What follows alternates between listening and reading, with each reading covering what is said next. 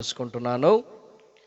అదే రీతిగా నా స్వరము వింటున్న టిడ్కో కాలనీ ప్రజలకు, అలాగే ఇక్కడ కూడి వచ్చిన దేవుని బిడ్డలకు, సంఘ విశ్వాసులకు నా యొక్క హృదయపూర్వకమైన వందనాలు తెలియజేసుకుంటున్నాను. సంతోషంగా ఉన్నారా అండి? మంచిది. ఇంతవరకు చక్కని పాటలు పాడి దేవుని యొక్క నామాన్ని మహింపరిచాం. అలాగే దేవుని యొక్క వాక్యంను చదువుకొని దేవుని యొక్క నామాన్ని మహిమపరిచాం. మరి ఈ సమయంలోని కొద్ది మాటలను మీరు వినాల్సిందిగా నేను మనవి చేస్తున్నాను. నా నోటి నుంచి వచ్చే ఏ మాట నా మాట కాదు, కానీ పరిశుద్ధ బైబిల్ గ్రంథంలోంచి నేను చదువుతున్నప్పుడు మీరు శ్రద్ధగా వినాలని, ఈ మాటలని మీ యొక్క బాహ్యపు చెవులతో కాకుండా మీ హృదయముతోని విని వాటిని అర్థం చేసుకోవాల్సిందిగా నేను మీకు మనవి చేసుకుంటున్నాను. యోహాను రాసిన సువార్త 3వ అధ్యాయము 16వ వచనాన్ని చదువుకుందాం. యోహాను రాసిన సువార్త 3వ అధ్యాయము 16వ వచనము. దేవుడు లోకమును ఎంతో ప్రేమించెను, కాగా ఆయన తన అద్వితీయ కుమారునిగా పుట్టిన వాని యందు విశ్వాసముంచు ప్రతివాడును నశింపక నిత్య జీవము పొందునట్లు ఆయనను అనుగ్రహించెను. దేవునికి స్తోత్రం కలుగునుగాక. పరిశుద్ధ బైబిల్ గ్రంథంలోని యేసుక్రీస్తు పుట్టుక గురించి కొన్ని ప్రాముఖ్యమైన విషయాలు వ్రాయబడి ఉన్నవి. చాలామంది ఏమనుకుంటారు అంటే క్రిస్మస్ అంటే అది క్రైస్తవుల పండగ అని అనుకుంటూ ఉంటారు. క్రిస్మస్ అంటే యేసు ప్రభు పుట్టినరోజు అని అనుకుంటూ ఉంటారు. చాలామందికి ఉన్న అపోహ ఏంటి అంటే ఇది భారతదేశం వారి పండగ కాదు, కానీ పాశ్చాత్య దేశముల వారి పండగ అని చాలామంది ఒక అపోహలో జీవిస్తూ ఉంటారు. మనిషి తాలూకా ఆలోచనలు ఎన్నున్నా, మనిషి తాలూకా తలంపులు ఎన్నున్నా, మనిషి తాలూకా జ్ఞానం ఎంతైనా పరిశుద్ధ బైబిల్ గ్రంథము చెప్పేది సత్యము. ఆ సత్యాన్ని ఈరోజు మీకు వివరించడానికి వచ్చాము ఇక్కడికి. పరిశుద్ధ బైబిల్ గ్రంథము యేసు ప్రభు వారి పుట్టుక గురించి ఏమని చెప్తుంది అంటే, దేవుడు లోకమును ఎంతో ప్రేమించెను. దేవునికి స్తోత్రం కలుగునుగాక. ఇది ఒక రోజు క్రైస్తవులు జరుపుకున్న పండగ కాదు, లేదు అంటే ఒక ప్రాంతము వాళ్ళు జరుపుకుంటున్న పండగ కాదు, కానీ పరమదేవుడు ఈ లోకానికి అరుదించెను అన్న సువార్తను అనే ఒక మంచి వార్తను జరుపుకునే పండగ క్రిస్మస్ పండగ. నమ్మిన వారు దేవునికి స్తోత్రం చెప్దాం. మంచిది. ఈరోజు మీకు 3 ప్రాముఖ్యమైన విషయాలను బోధించాలని ఆశపడుతున్నాను, కనుక శ్రద్ధగా వినండి. ఇక్కడ బైబిల్ గ్రంథం ఏమని చెప్తుంది అంటే దేవుడు ఎవరిని ప్రేమించాడో వివరిస్తుంది. పరిశుద్ధ బైబిల్ గ్రంథము ఏమంటుంది అంటే కొంతమందికి మాత్రమే నేను ప్రేమించడానికి వచ్చానని చెప్పట్లేదు, లేదు అంటే ఒక ప్రాంతపు ప్రజలను నేను ప్రేమించడానికి వచ్చానని చెప్పట్లేదు, లేదు అంటే కొన్ని దేశాల వారిని నేను ప్రేమించడానికి ఈ లోకానికి వచ్చానని చెప్పట్లేదు, కానీ దేవుడు ఎవరిని ప్రేమించాడంట? లోకమును ప్రేమించాడు. ఎంతలా ప్రేమించాడో కూడా పరిశుద్ధ బైబిల్ గ్రంథం ఏమని చెప్తుందంటే ఎంతో ప్రేమించెను. God so loved the world అని ఉంటుంది. గాడ్ లవ్డ్ ద వరల్డ్ అని ఇంగ్లీష్ ట్రాన్స్లేషన్లో లేదు, కానీ God so much loved the world. దేవుడు లోకమును ఎంతో ప్రేమించెను. ఎందుకు ప్రేమించాల్సి వచ్చింది లోకాన్ని? సరే, దేవుడు లోకాన్ని ప్రేమిస్తున్నాడు అని చెప్పారు. ఎందుకు ప్రేమించాల్సి వచ్చింది అంటే ఈ లోకములో ఉన్న ప్రేమ మంచి ప్రేమ కాదు గనుకనే ఆయన ప్రేమించడానికి వచ్చాడు. నమ్మిన వారు దేవునికి స్తోత్రం చెబుదాం. ఏమని చెప్తుంది అంటే దేవుడు లోకమును ఎంతో ప్రేమించెను, కాగా ఆయన తన అద్వితీయ కుమారునిగా పుట్టిన వాని యందు విశ్వాసముంచు ప్రతివాడును నశింపక నిత్య జీవము పొందునట్లు ఆయనను అనుగ్రహించెను. దేవునికి స్తోత్రం కలుగునుగాక.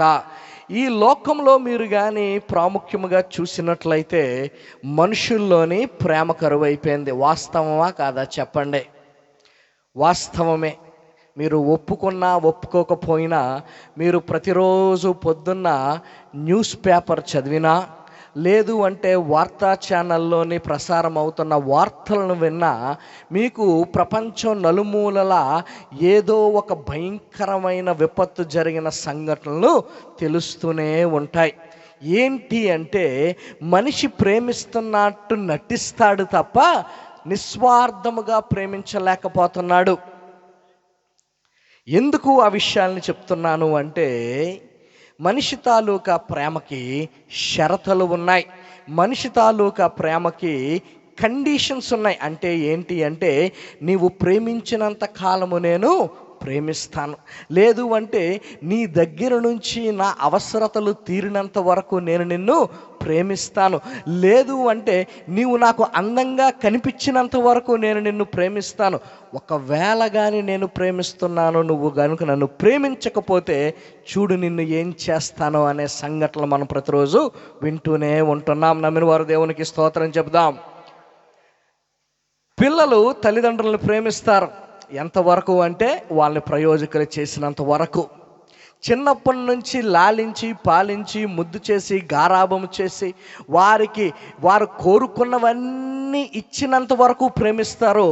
ఇదే తల్లిదండ్రులు కొంచెం పెద్దవారై ముసలివారైపోయిన తర్వాత ఇంత ప్రేమించిన తల్లిదండ్రులు ఏమైపోతారు? భారంగా మారిపోతుంటారు. ఇది నిజమా కాదా? ఈ ప్రేమ లోపముతో కూడుకున్న ప్రేమ, నిజమైన ప్రేమ లోపముతో కూడుకున్న ప్రేమ. ఒకడంటాడు ఒక అమ్మాయి దగ్గరికి వెళ్ళి, నేను నిన్ను చాలా ప్రేమిస్తున్నాను, జీవితాంతం నిన్ను ప్రేమిస్తాను అని మాయ మాటలు చెప్తాడు. కొన్ని రోజులు అయిన తర్వాత అదే అమ్మాయిని చూసి నువ్వు ఎవరో కూడా నాకు తెలియదు అంటాడు. ఇంకొకడు వస్తాడు, నేను నిన్ను ఎంతలా ప్రేమిస్తున్నానో నీకు తెలియదు, నువ్వు కానీ తిరిగి నన్ను ప్రేమించకపోతే నీ ముఖం మీద యాసిడ్ పోస్తాను, లేదు అంటే అందరూ చూస్తుండగా నడి రోడ్డు మీద నిన్ను చంపేస్తాను. ఏంటి లోకంలో దొరుకుతున్న ప్రేమ అంటే లోపముతో కూడుకున్న ప్రేమ, ఆకర్షణకు లోనయ్యే ప్రేమ, అవసరతాలు తీర్చుకునే ప్రేమ, అక్కరలు తీర్చుకునే ప్రేమ, స్వార్థపూరితమైన ప్రేమ.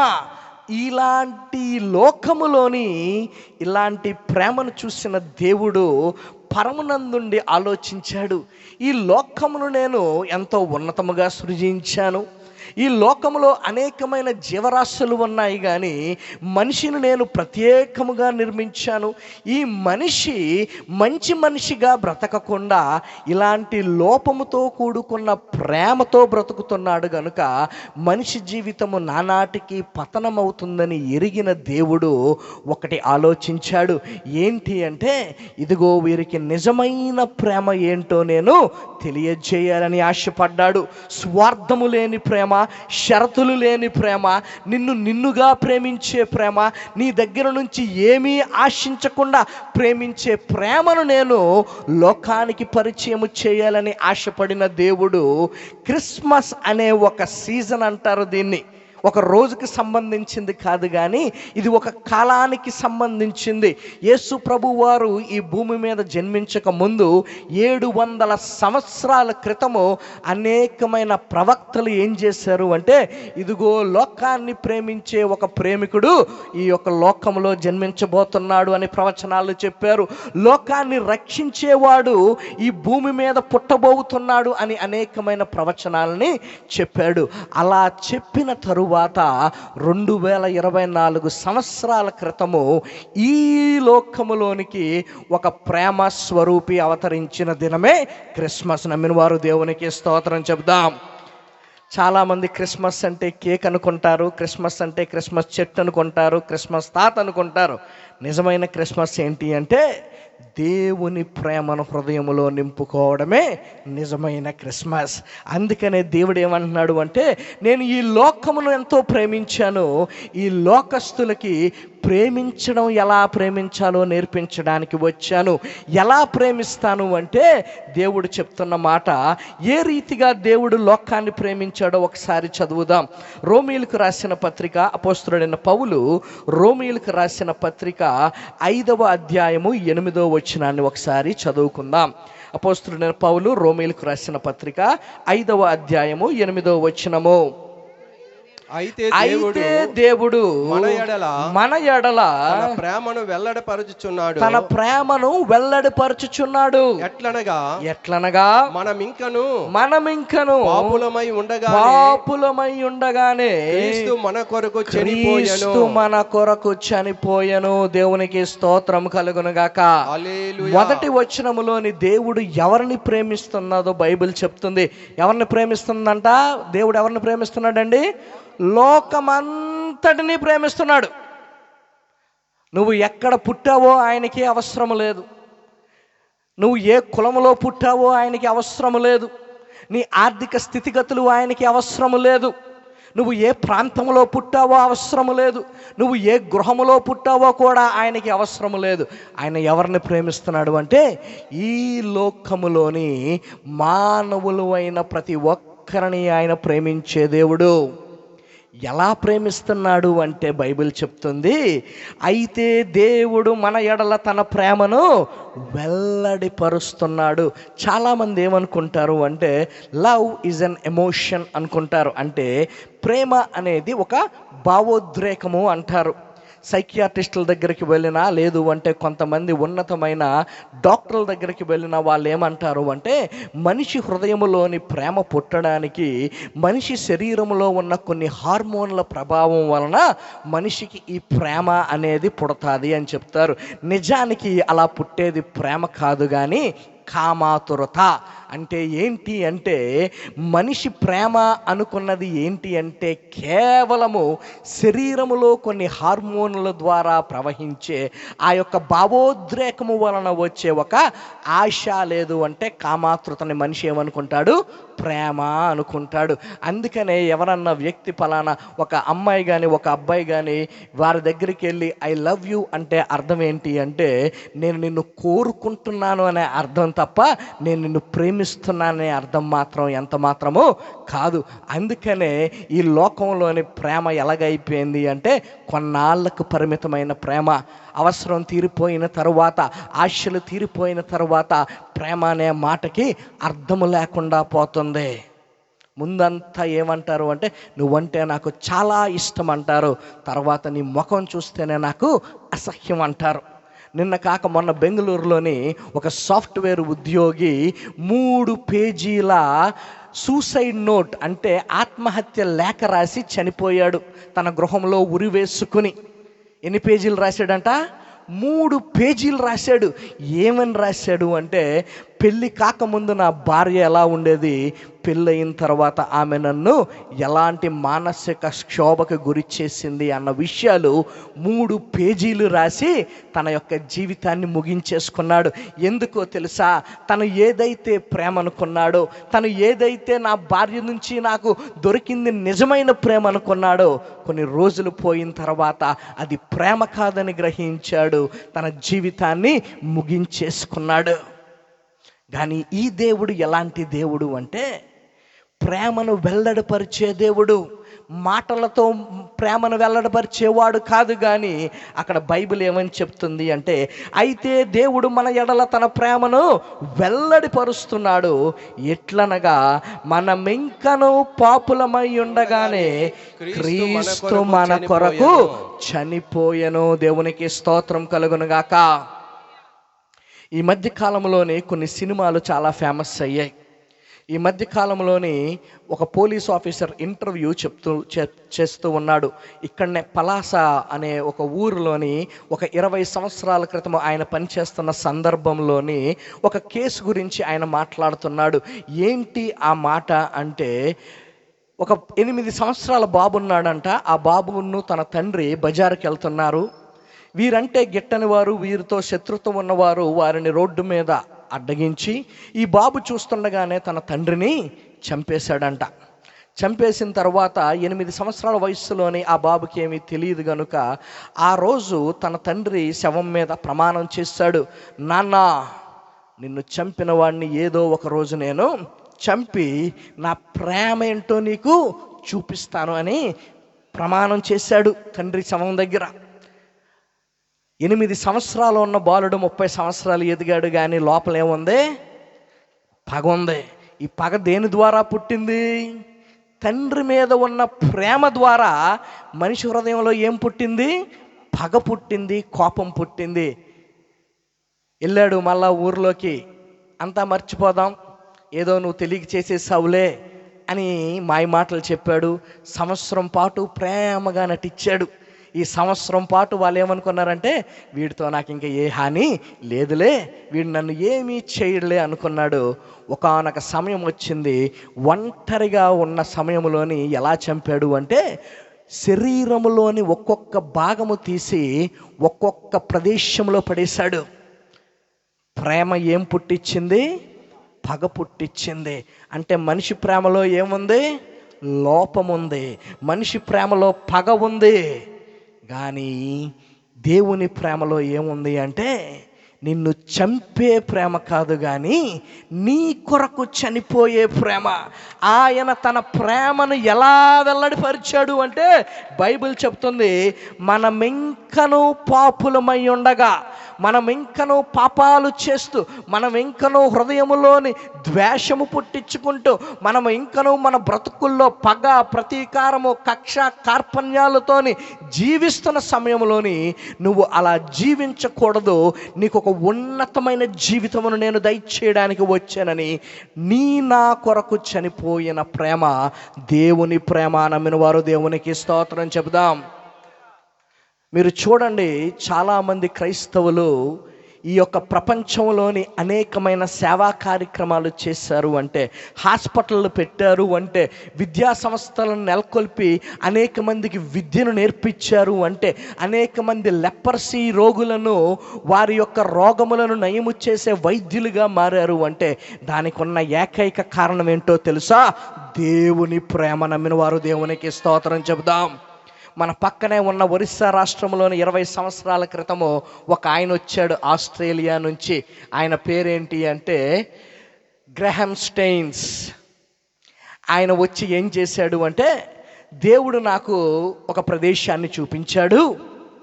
ఆ ప్రదేశంలోని ప్రజలు లెపర్సీ అనే వ్యాధితోని బాధపడుతున్నారు.